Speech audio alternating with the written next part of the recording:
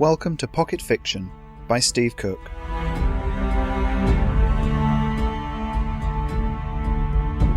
SomaCorp, a short story.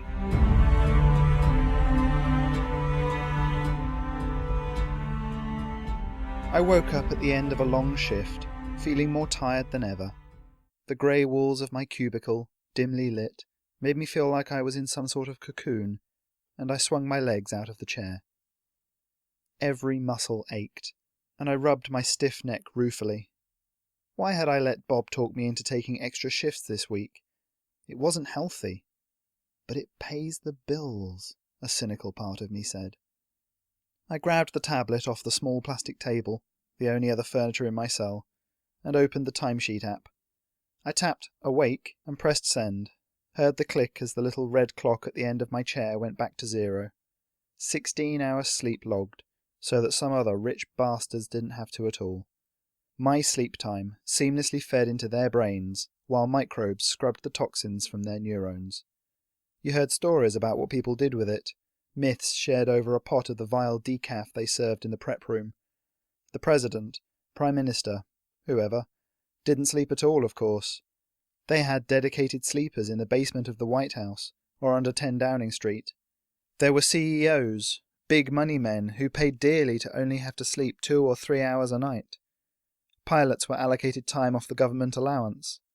It all added up, and now sleepers made up a growing percentage of the world's workforce. The screen of the tablet flashed red and made a small pinging noise. I slapped at it quickly, desperate not to disturb the sleep of the 100 or so men and women in the sleep room. The screen switched to a message. Report to Robert Witt, ASAP. I frowned. To risk disturbing the entire sleep cycle, whatever Bob wanted to say to me must be important. I clicked the tablet off, tucked it under my arm and stood up. My spine clicked as I straightened, deliciously painful, and I moved off between the cubicles. It was dark, of course, but there was enough light to see my way, and to see into each of the little grey padded cells. Every one the same, most containing a person asleep on their somnochair, the little red clocks blinking. The entire atmosphere was a calming one, the only light ambient, and the little hum of the air conditioning added just enough white noise to soothe and not annoy. My feet, clad only in socks, made no noise on the heavy carpet, and I passed through the glass doors into the locker room.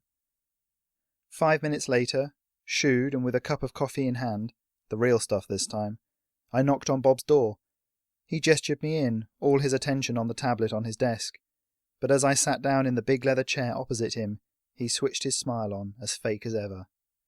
"Richard, good to see you up and around," he said. "How's the coffee?" "Same as ever," I said, and took a sip. "Needs real milk." "Yeah, we're working on it. The delivery team are still on strike, I'm afraid."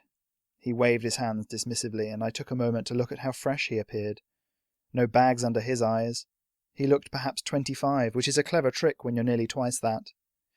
But it was common knowledge that, as a company, we were raking it in. Sleep displacement was big business.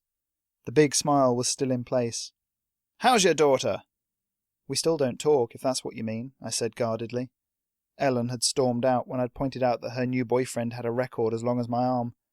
I'd tried to contact her, of course, but these days it was so easy to disappear. "It's been 10 years. She's a grown woman, and can go her own way," I said. Of course, he replied. "Well, I'm glad you're here."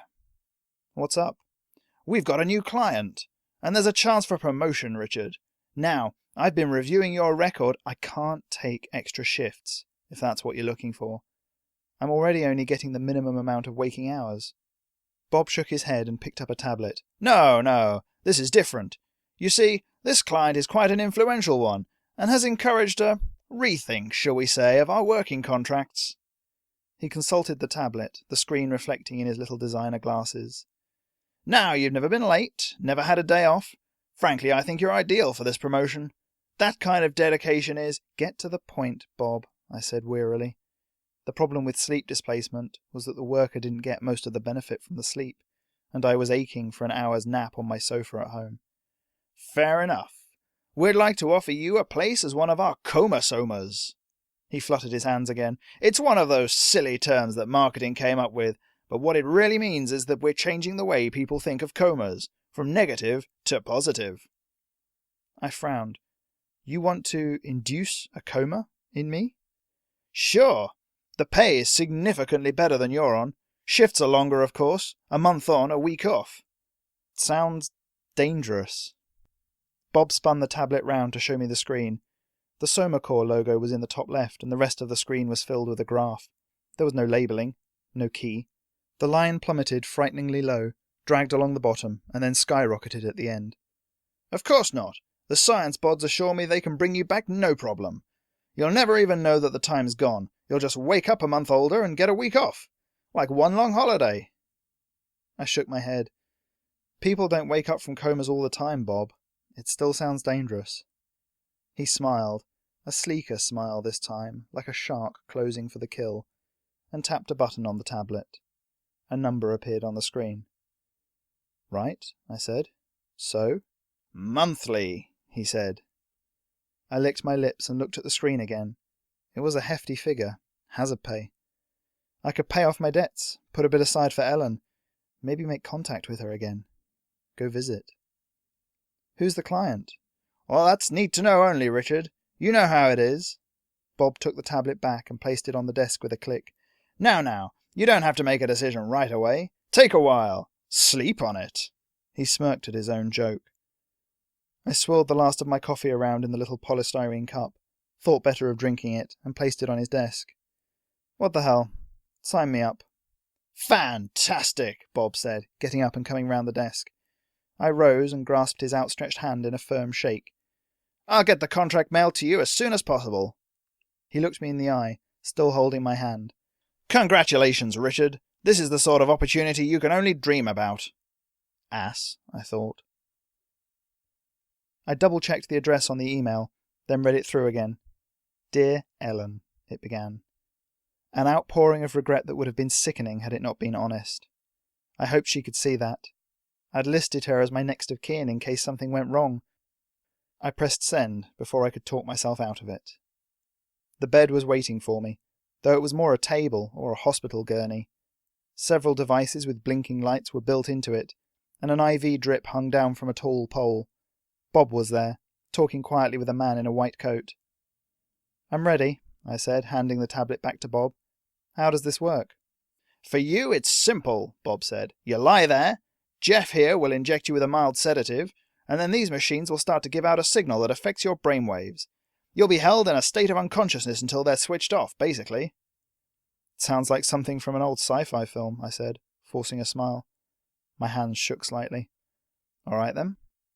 I swung myself up onto the table and lay down, trying to get comfortable. See you in a while, Bob said, as I felt the small sting of a needle in my arm.